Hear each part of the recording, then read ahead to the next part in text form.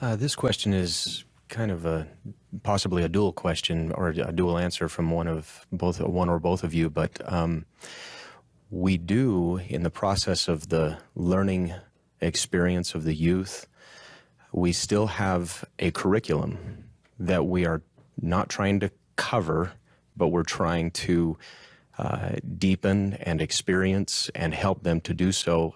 The question I have running through my mind as we have a sweeping change in the church curriculum and home-centered, church-supported, what is the role of seminary in this process? What are the brethren seeing with seminary teachers and institute teachers to be that help and that hope for the daily religious instruction? Good. I think Brother Webb should go first. Elder Johnson should go second. Please. So I think of two things, right? If things are happening as we hope they will in the home with "Come Follow Me," then seminary could be, if we're ahead of the home study in our seminary lesson, could be an opportunity for a student to learn and then bring into their home what they've learned and bless their family.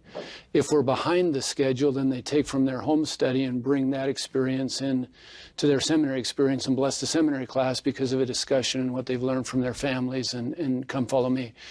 Unfortunately, the ideal is not this situation for so many of our youth, so seminary then becomes that chance for them to engage in learning and sharing and discussing, because it's not happening always in their homes. So in either scenario, I think seminary is either a support to what's happening or, unfortunately, maybe even in some places almost a replacement for what's not happening. So either way, it has its place, right, and its role. But Elder Johnson will give you the right answer. Please. Oh, I thought that was the right answer.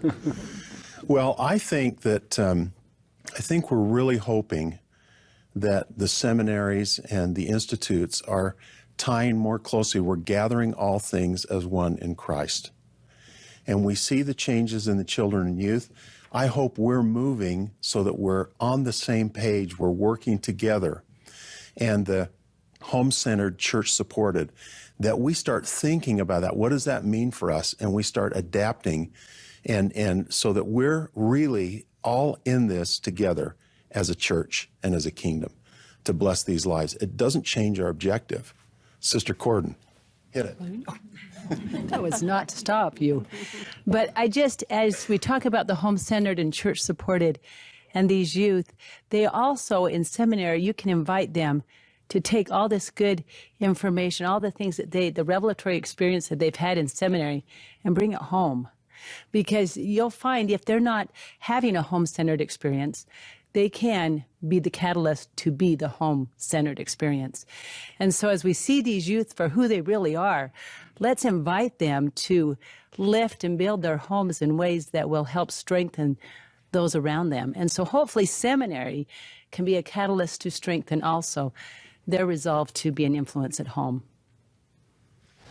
You ready for a really weird answer? We haven't changed anything in the church. We're making some adjustments, okay? And when they began, the first one was ministering. And as I would participate in priesthood leadership conferences, people would say, well, this is all well and good, but most homes don't have the structure to make this work. And my answer to them has always been, well, why do you think ministering went first? If you take a look at the sequence of the adjustments that have been announced, why do you think ministering went first? So if you've got somebody in a ward, a single sister, divorced, lost a husband, whatever it might be, and that home needs that help, well, that elders quorum, that relief society, and that bishop better have the best ministering brothers and sisters in that home. And you don't have enough to go around, but you send them to the ones who need it the most. Why do you think ministering went first? Seminary is a venue for ministering. You know, it's interesting to think about that answer with the other conversation about timing of revelation. We talked about changing the calendar of the seminary curriculum for... Well, I was on a committee in the early 1990s. Yeah. That was the first one I was on. Yeah.